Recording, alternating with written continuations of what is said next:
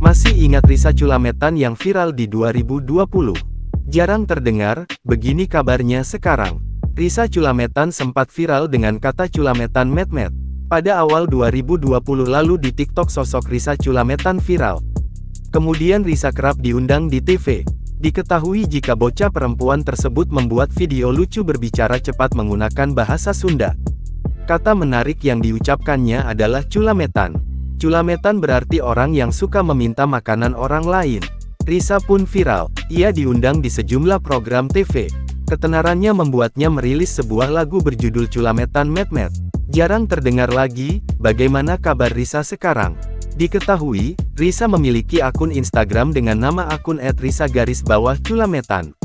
Menilik akun Instagramnya yang sudah centang biru, Risa beberapa kali mengunggah foto-foto kegiatannya. Gadis yang bernama lengkap Risa Nur Hakim ini sering membagikan foto masa putih abu saat ia bersekolah. Diketahui, Risa kini telah menginjak usia 17 tahun. Berdasarkan postingannya, ia kini tengah menempuh pendidikan di SMK Kartek 2 dan telah menginjak kelas 11.